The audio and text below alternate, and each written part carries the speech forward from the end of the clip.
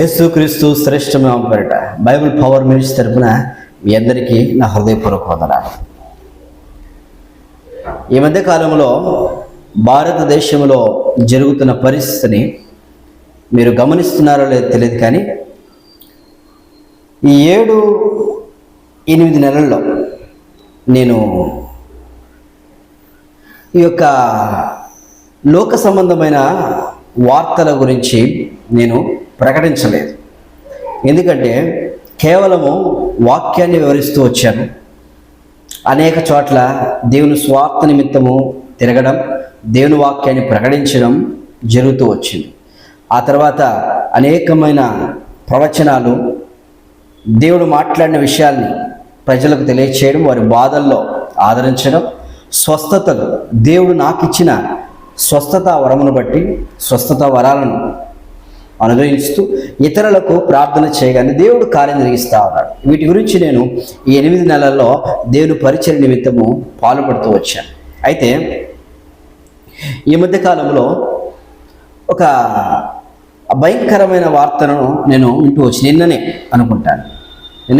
ఒక ప్రదేశానికి వెళ్ళినప్పుడు అక్కడ కొన్ని విషయాలు నాకు తెలుస్తూ వచ్చాయి. దాన్ని నేను చూడడం, తర్వాత దాని గురించిన విషయాలను తెలుసుకోవడం జరుగుతూ వచ్చింది. నిజంగా చాలా ఘోరాతి ఘోరమైన సిచ్యువేషన్. మరి ఈ సమయాల్లో మనం ఏం చేయాలి అనేది నేను చెప్పబోతున్నాను. జాగ్రత్తగా అంగీకరించి ఒక దైవజనుడిగా, దేవుని యొక్క దాసునిగా, ఆయన ఇచ్చిన కృపావరమును బట్టి నేను మీకు తెలియజేస్తా ఉన్నాను. దానికి ముందుగా భారతదేశంలో ఏం జరిగిందో చెప్తాను. భారతదేశంలో 2024 మనం 2024 మార్చిలో మనం ఉన్నాం. కేవలం 3 నెలలు అయింది. ఈ 3 నెలల సంఘటనలో భారతదేశంలో ఒక భయంకరమైన పెను ప్రమాదము సంభవిస్తూ వచ్చింది. ఇది నేను చెప్తున్న సంఘటన కాదు, పరీక్షించి పరిశోధించి తెలియజేస్తున్న విషయం. ఇంటెలిజెంట్ సమాచారమైనది, సైబర్ ఏజెంట్స్లు, తర్వాత అమెరికా నిఘా సంస్థలు, ఇంగ్లాండ్, అనేక దేశాల్లో ఉన్న వ్యక్తులు భారతదేశంలో సెర్చ్ చేశారు, పరిశోధన చేశారు. పరిశోధన చేసినప్పుడు వారికి తెలియజేసిన విషయాలు నేను ప్రకటిస్తూ ఉన్నాను. ఇంతకుముందు ఎన్నడూ లేనిది, ఎప్పుడూ జరగని కార్యాలను భారతదేశంలో ఇప్పుడు మేము చూసామని చెప్తున్నాం. ఏం జరిగిందో తెలుసా? భారతదేశంలో అనేకమైన వ్యక్తులు, హైందవులు, జైనులు, సిక్కులు, ముస్లిమ్స్, అనేక మంది క్రైస్తవులు, నాస్తికులు, బౌద్ధులు, యూదులు, అనేక మంది భారతదేశంలో ఉన్నారు. భారతదేశంలో ఉన్న సిచ్యువేషన్లో ఇంతకు మునుపు ఎన్నడూ జరగని భయంకరమైన దాడులు ఎప్పుడు కూడా ఇంత తీవ్రతరంగా జరగలేదంట.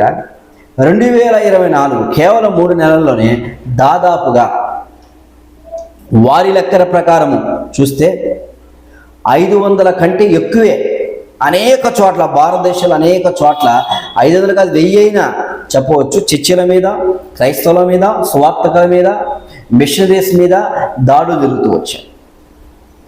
అనేక చాలా జరుగుతూ వచ్చాయి.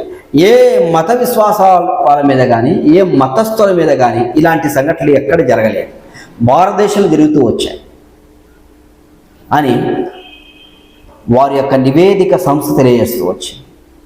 వారి లెక్కల ప్రకారం అతి తీవ్రమైనవి, చర్చిలను కూల్చేసి, కాల్చేసి, క్రైస్తవులు కొట్టి, దూషించి, చంపి చేసిన సంఘటనలు 162 నుంచి 170 మధ్య కనబడుతున్నాయండి. మాకు 3 నెలల్లో జరిగిన సంఘటనలో జరుగుతున్న పరిస్థితులు మేము చూస్తూ వచ్చాం అని వారు తెలియజేసిన విషయం. ఏం జరిగింది అసలు? స్వార్థ పడిస్తున్నారు, దేవుని వాక్యం పడిస్తున్నారు, చర్చిల మీదకి వస్తున్నారు, దాడులు చేస్తా ఉన్నారు. క్రైస్తవులు ఎవరి మీదకి పోయేవారు కాదు, వీలైతే స్వార్థ పడించేవారు, కరపతలు పంచేవారు. తీసుకుంటారు, లేకపోతే లేదు. రాజ్యాంగం ఇచ్చిన హక్కు ప్రకారం క్రైస్తవులు చేస్తున్నారు. కానీ ఎవరు చేశారు ఈ టార్గెట్? కొంతమంది హిందూ గ్రూప్కి సంబంధించిన వారు, కొంతమంది మత ఉన్మాదంతో నింపబడిన వారు, వెనక పొలిటీషియన్స్ పవర్తో, డబ్బున్న వారి పవర్తో కొంతమంది వ్యక్తులు చేస్తున్న మారణ హోమాలే ఇవి. తెలంగాణలో జరుగుతూ వచ్చాయి, ఆంధ్రాలో జరుగుతూ వస్తున్నాయి, ఇంకా అనేక ప్రాంతాలు జరుగుతూ వస్తున్నాయి. కారణం ఏంటి? అసూయ. ఎందుకు? మా మతములో నుంచి వెళ్ళిపోతారు వీళ్ళు, మా దేశాన్ని పాడు చేస్తారు అనే విషయాలను వారు ప్రకటిస్తున్నారు. ఇన్ని సంవత్సరాలు పాడు చేయండి, ఇన్ని సంవత్సరాలు నష్టం జరగండి, ఇప్పుడే జరుగుతుందంటే ఇప్పుడు జరుగుతున్న పరిస్థితులు రాజకీయ ఉన్మాదంతో, రాజకీయ కోణంతో జరుగుతున్న పరిస్థితి. వెనక నుండి పుష్ చేస్తూ ఉన్నారు. పుష్ చేసి అనేక మందిని ట్రాప్ చేసి క్రైస్తవుల మీద ఉసుకొలుపుతారు. ముస్లిమ్స్ మీదకి దాడులు తక్కువే, క్రైస్తవులు హిందువుల మీద, క్రైస్తవులు ముస్లింల మీద, బౌద్ధులు హిందువుల మీద, జనుల మీద చేసే తక్కువే. ఎందుకు క్రైస్తవుల మీదనంటే ఆ దినాల్లో యేసుప్రభు చెప్తూ వచ్చారు, ఎంతోమంది ఆయన దూషిస్తూ హింసిస్తూ బాధపడుతున్నప్పుడు ఆయన వారి విషయము పరిసయ్యులు, సద్దుకయ్యులు లాంటి వారు కనపడ్డారు. ఆయన దూషించారు. యేసుప్రభును సెలవు వేసింది ఎందుకు? అసూయతో యేసుప్రభును సెలవు వేస్తూ వచ్చారు. ఇప్పుడు కూడా భారతదేశంలో జరుగుతున్న పర్సిక్యూషన్స్ చాలా ఘోరాతి ఘోరంగా ఉందని ప్రపంచ దేశాలని మాట్లాడుకుంటూ ఉన్నాయి. 2024 ఒక భయంకరమైన పెను ప్రమాదం సంభవిస్తూ వచ్చింది 3 నెలల కాల వ్యవధిలోనే. దీని గురించి నేను డిసెంబర్లోనే 77 ఉపవాస ప్రార్థనలోనే డిసెంబర్లో దీని గురించి ప్రవచించడం జరిగింది. 2024లో క్రైస్తవులకు చాలా భయంకరమైన ప్రమాదాలు జరగబోతున్నాయి. ఎన్నడూ లేనంతగా పరిస్థితులు చాలా దారుణంగా మారిపోతున్నాయి. తిమింగలాన్ని దేవుడు దర్శనం కూడా నేను తెలియజేసుకోవచ్చు. దర్శనాన్ని చూపించడం జరిగింది. దేవుడు 2024లో ఎంతగా సైతానుడు పనిచేస్తున్నాడో మనుషుల్లో దూరి క్రైస్తవులను కొట్టి హింసించి బాధపెట్టే పరిస్థితులు 2024 గురించి 2023 డిసెంబర్లోనే ఒక దర్శనం రూపంలో వివరించి జరుగుతూ వచ్చింది. దేవుడు తెలియజేస్తూ వచ్చాడు. అది ప్రజలకు తెలియచేయడం జరుగుతూ వచ్చింది. ప్రార్థన చేయండి వీటి గురించి అని తెలియచేయడం జరుగుతూ వచ్చింది. ప్రియమైన దేవుని ప్రజలారా, ఇక రాబోయే దినాలు ఇంకెలా ఉంటుంది? ఇంకా భయంకరంగా ఉంటుంది. మరి అలా కొట్టి హింసించి బాధ పెట్టే వారికి ఏమైనా మేలు జరుగుతుందంటే ఏమి జరగదు. వారి కుటుంబంలో నష్టాలు కలుగుతాయి, వారి యొక్క ఆర్థిక వ్యవస్థ పడిపోతుంది, వారి రోగాలు పాలవుతారు, చాలా మరణకరమైన పరిస్థితులు వాళ్ళు పొందే పరిస్థితులు ఎదురవుతాయి. ఇది కూడా దేవుడు మాట్లాడుతూ వచ్చారు. ప్రియమైన దేవుని ప్రజలారా, భారతదేశంలోనే ఎందుకు? కారణం ఏంటి అంటే అసూయతో జరుగుతున్న పరిస్థితి. అయితే వారు అంత దాడి చేసినా, అంత కొట్టుతున్నా, అంత తిడుతున్నా క్రైస్తవం తగ్గుతుందా అంటే లేదండి. ప్రార్థనా పరులు ఎక్కువైపోతున్నారు, క్రీస్తుని ఎరిగేవారు ఎక్కువైపోతున్నారు, ఇంకా రక్షించబడే సమాజం మెరుగవుతాం. ఆ దినాల్లో రోమా ప్రభుత్వం అనుకుంది, ఎంతోమందిని హింసించి కొట్టి చంపి బాధ పెట్టింది. కేవలం 50 సంవత్సరాలు తిరగగానే, ఓన్లీ 50 or 60 years తిరగగానే ఆ రోమా ప్రాంత, ఇటలీ రోమా ప్రాంతాలన్నీ, రోమా రాజ్య వ్యవస్థ అంతా యేసు ప్రభు యొక్క కాళ్ళ దగ్గరికి వచ్చాయి. కేవలం 60 సంవత్సరాలు తిరగగానే అంత హింసించి బాధ పెట్టే పరిస్థితి. ఎన్నో దేశాలు యేసు ప్రభుని హింసించిన పౌలు, యేసు ప్రభు బిడ్డను హింసించిన పౌలు మార్చబడి మారు మనసు పొంది క్రీస్తు యొక్క పాదాలకు వచ్చి క్రీస్తు దాసుని అని పాడుతూ వచ్చాడు. నేను క్రీస్తు దాసునే నేను అని కొలసీలకు, తెస్సలోనికలకు అలా చెప్తూ వచ్చాడు. కొరింథీయులకు మార్పు కలుగుతుంది, దేవుడు చేస్తాడు. కానీ ఇలా కొట్టడం, హింసించడం, దాడి చేయడం తప్పు, మంచి పద్ధతి కాదు. ఎంతోమంది వారి యొక్క మత విశ్వాసాల గురించి ఇతర దేశాల్లో, ఇంగ్లాండ్, అమెరికా ప్రాంతాల్లో చాలామంది మార్చివేశారు. ఈ హిందువులైన వారు కొంతమంది అక్కడికి వెళ్ళి అక్కడ వారి పాటలు పాడుకుంటూ, రోడ్ల మీద తిరుగుకుంటూ, ఇస్కాన్ నినాదన చేసుకుంటూ ఎంతమందిని మార్చుతూ వచ్చారో, మార్చి ఇండియాకు వచ్చి వారు కూడా ఇండియాలో పత్రికలు పంచుతూ ఉన్నారండి. నేను హైదరాబాద్ వెళ్ళినప్పుడు ఒకసారి చూస్తూ వచ్చా. హైదరాబాద్ వెళ్ళినప్పుడు రోడ్డు మీద కారులో వెళ్తున్నప్పుడు ఒక వ్యక్తి బొట్టు ఇక్కడి నుంచి ఇక్కడ దాకా పెట్టుకున్నాడు, కుండు చేసుకున్నాడు, ఏదో సంచో ఏదో వేసుకున్నాడు. చూశాను, ఎవరితను అనుకున్నాను. ఓ ఇస్కాన్ వాళ్ళు కదా అనుకున్నాను. నేను కూడా ఆ పుస్తకాన్ని తీసుకుందాం అనుకున్నా, ఏముంటుందో చూద్దాం అని. కానీ కారు ఫాస్ట్గా మూవ్ అయిపోయింది. ఎమ్మటి ఆపేసి ఎందుకు చేస్తున్నావు నువ్వు అని వాడిని కొట్టి అలా చేసే మనసు నాకు రాలా. ఎందుకంటే వారి ఇష్టం వారి ప్రకారం చేసుకోండి అనే ఒక ఆలోచన. దాని సత్యమేమో తెలుసుకోవాలా. అసలు సత్యం ఏదో నిజమేంటో వెలుగేంటో చీకటేంటో తెలియకుండా ఇలాంటి పరిస్థితులు చేస్తే ఎట్లా? ఇప్పటికీ భారతదేశం ఇన్ని వందల దాడులు జరిగినాయంటే రాజకీయ వ్యవస్థ ఏం చేస్తుంది, రాజకీయ నాయకులు ఏం చేస్తున్నారు, దీని కొరకు ఏమి ప్రత్యేకమైన చట్టాలు ఏం చేయరా? చేయకపోతే భారతదేశంలో చాలా ఘోరమైన పరిస్థితి అవుతుంది. అనుకోవచ్చు క్రైస్తవులు వచ్చి ఇలా చేస్తున్నాను. క్రైస్తవులు భారతదేశం చేసిన త్యాగము వర్ణాతీతం. ప్రతిరోజు ఈరోజు బ్రతుకుతున్నామంటే, ఈరోజు మీ పిల్లలు చదువుతున్నారంటే, ఇంత స్థాయిలో బతుకుతున్నామంటే బ్యాంక్ వ్యవస్థ కానీ ప్రింటింగ్ ప్రెస్ కానీ ఆ రోజు ఆ మిషనరీలు వచ్చి చేసిన సేవ అండి. తప్పుగా భావించొద్దు, జ్ఞాపకం చేసుకోండి. ఎక్కడ ఇది ఎక్కువగా జరుగుతుందంటే ఈ యొక్క క్రైస్తవుల మీద దాడులు ఉత్తరప్రదేశ్ మొట్టమొదటి స్థానంలో ఉంది, సెకండ్ ఛత్తీస్గఢ్. ఎంత ఘోరమైన స్థితి! మణిపూర్లో జరిగిన పరిస్థితులే మరలా రిపీట్ అవుతాయని మనం చూస్తూ ఉన్నాం. అనేకమైన చోట్ల ఇలాంటి క్రోధాతి క్రోధంగా ఉండి మనిషిని చంపుతున్నారే, దారుణమైన పరిస్థితి కాదా? యేసుప్రభువుని నమ్ముకున్న వారు, బైబిల్ పట్టిన వారు ఎవరిని ఇతర వ్యక్తులు ఎంతగా తిడుతున్నా సువార్త కర్మతో పంచుకొని వెళ్తారో కొంతమంది బూతులు మాట్లాడుతూ ఉంటారు. వారు ఊర్లోకి వచ్చారని భయంకరంగా మాట్లాడే అదే వాళ్ళ సంస్కృతి, అదే వారి యొక్క విధానం. భయంకరంగా మాట్లాడుతూ ఉంటారు. కానీ వీళ్ళు గొర్రె పిల్లల వలె తల వంచుకొని వెళ్తారు. క్రైస్తవులు గొర్రెలను ఎందుకు అన్నారంటే తల వంచుకొని వెళ్తూ ఉంటారు. తల వంచుకొని వెళ్తారు మౌనంగా. వాళ్ళు చూసుకుంటారులే, సరేలే. తిరగబడితే దేవుడు చెప్పాలి ఆ విషయం. తిరగబడండి, చంపండి అని చెబితే మనుషులు చంపుకుంటూ పోతే ఎవడు మిగులుతాడు? తిట్టుకుంటూ పోతే ఎవరు మిగులుతాడు? నరుక్కుంటూ పోతే ఎవరు మిగులుతారు? మిగలరు. యేసుప్రభువు చెప్పింది ప్రేమ చూపిస్తూ వచ్చాడు. ఈరోజు భారతదేశం ప్రపంచవ్యాప్తంగా అనేక మంది యేసుప్రభువుని ఎందుకు విశ్వసిస్తున్నారు? కారణం ఏంటంటే ఆయన చూపించిన త్యాగమే. మరి భారత ఏం చేయాలా? ప్రార్థన చేయాలి. గుర్తుపెట్టుకోండి, దేవునిలో ప్రార్థన చేసే అనుభవాన్ని కలిగి ఉండాలా. అట్ ద సేమ్ టైం రాజకీయ వ్యవస్థ, క్రైస్తవుల తరపున రాజకీయ వ్యవస్థ కూడా పటిష్టంగా ఉండాలా. క్రైస్తవుల తరపున రాజకీయ వ్యవస్థ మాట్లాడేవారు లేరు. క్రైస్తవుల తరపున డైరెక్ట్గా ధైర్యంగా తెలియజేసేవారు లేరు. ప్రార్థన చేయండి, దేవుడు సహాయం. రేపు దినాన దేవుడి చిత్తమైతే కొంతమంది వ్యక్తులను కలవాలని, వారి కొన్ని విషయాలు వివరించాలని, తెలియచేయాలని, రాజకీయ నాయకులను కలవాలని నేను భావిస్తూ ఉన్నాను.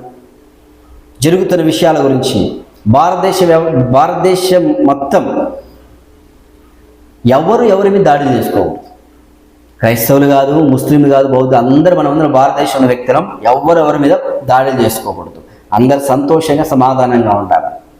ఇతర దేశాలు చూడండి ఒకసారి, ఇంగ్లాండ్, అమెరికా ప్రాంతాలు, పాకిస్తాన్, ఇరాన్, ఇరాక్లో కూడా గుడులు కట్టుకోవడానికి పర్మిషన్ ఇస్తున్నారు. మత సామరస్యం మన భారతదేశంలో ఎక్కడుంది మత సామరస్యం అనిపించేటట్లు కనబడతా ఉంది. చాలామంది అంటారు మన భారతదేశమేనండి మత సామరస్యం, అబ్బా అన్ని కులాలు అన్ని మతాల వారు ఉంటారని. ఫస్ట్ నుంచి ఇదే క్రోధంతో జీవించేవారు. ఇదే పరిస్థితులు వెళ్తున్నాయి. ఇదే పరిస్థితులు తోమా గారు వచ్చినప్పుడే చంపేశా. ఎక్కడ మత సామరస్యం? అందరిని ఆహ్వానిస్తారండి, అందరినీ అక్కువ చేసుకుంటారండి. వాళ్ళేదో బ్రిటిష్ వాళ్ళు వాళ్ళ యొక్క పరిపాలన కొరకు చంపుకుంటూ నరుక్కుంటూ ప్రజల కొరకు వచ్చారు. వాళ్ళు పాడు చేసిన వ్యక్తి బ్రిటిష్ వాళ్ళ గురించి నేను మద్దతు ఇవ్వను. క్రైస్తవ మిషనరీస్ వేరు, బ్రిటిష్ వాళ్ళు వేరు. గుర్తుపెట్టుకోండి ఒకసారి. ఎంతో సేవ చేశారు భారతదేశానికి. నలిగిపోతుంటే, హిందువులను బ్రిటిష్ వారు చంపుతూ ఉంటే మతం మారమని కాదు, రాజ్యం మాకు కావాలి, మాకు రాజ్యం కావాలని చంపుతూ ఉంటే క్రైస్తవులు ఆదరించి ఓదార్చి వాళ్ళకి నీరు పండ్లు అన్నీ ఇచ్చారండి. మిషనరీస్ను వారు చంపుతూ వచ్చారు బ్రిటిషర్లు. మీరేంట్రా వాళ్ళకు సాయం చేస్తారని. దేవుడు చెప్పిన మాట, మీరు తప్పు చేస్తున్నారు, క్రైస్తవులని చెప్పుకొని మీరు చేస్తున్న నామకార్థ క్రైస్తవులు మీరే, వాళ్ళ మీద తిరగబడిన సందర్భాలు ఎన్నో ఉన్నాయి. తెలియజేస్తాం వీటన్ని గురించి. ఇక్కడ ఆలోచించండి, క్రైస్తవుడు ప్రపంచానికి, దేశానికి ఆభరణం వాడు, వెన్నెముక భారతదేశానికి. మనమందరము భారతదేశంలో అందరి వ్యక్తులు సమానంగా ఉండాలి.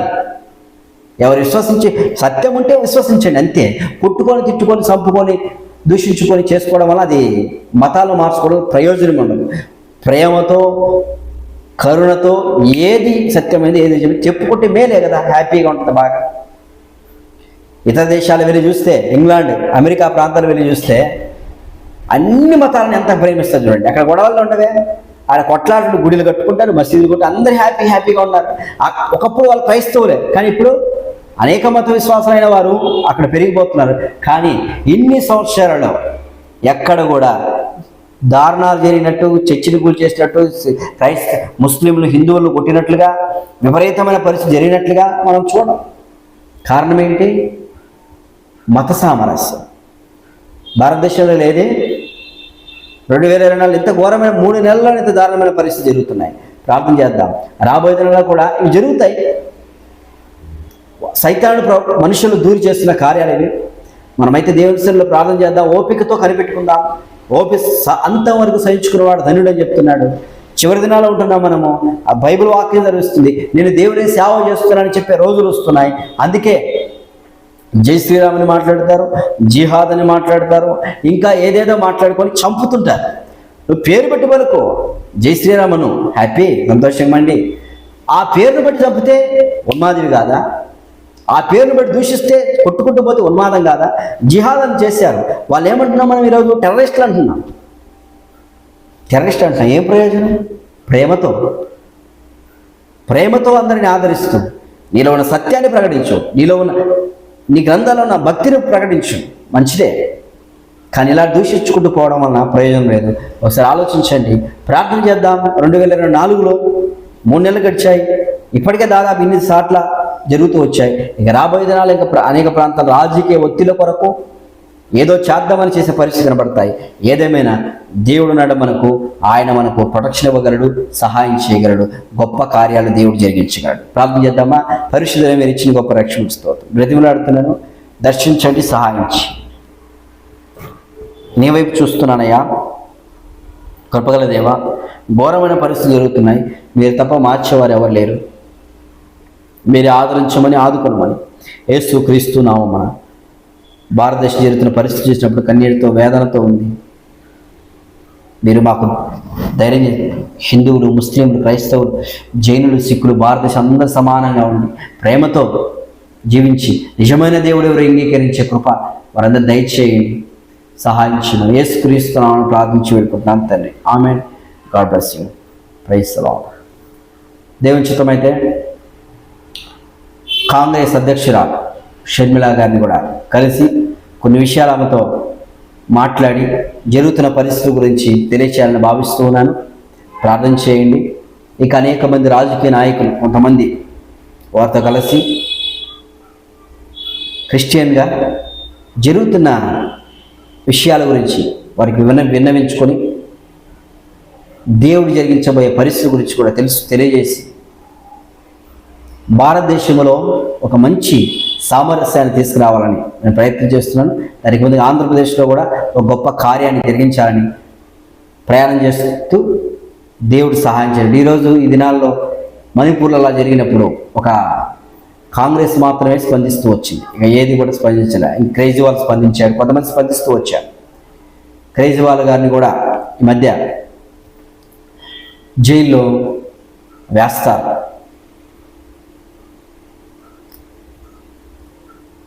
ఆయనకు కూడా భయంకరమైన పరిస్థితులు ఎదురవుతున్నాయి. కేజ్రీవాల్కి భయంకరమైన పరిస్థితులు ఎదురవుతాయి. ఎందుకంటే కారణం ఎలాగైనా పడగొట్టాలా చేయాలనే ఉద్దేశంతో. ఇవన్నీ రాజకీయమైన పరిస్థితులు. వీటి గురించి భారత ప్రార్థన చేయండి. జరుగుతున్న విషయాల గురించి మనం దేవుడి సన్నిధిలో కనిపెడతాం.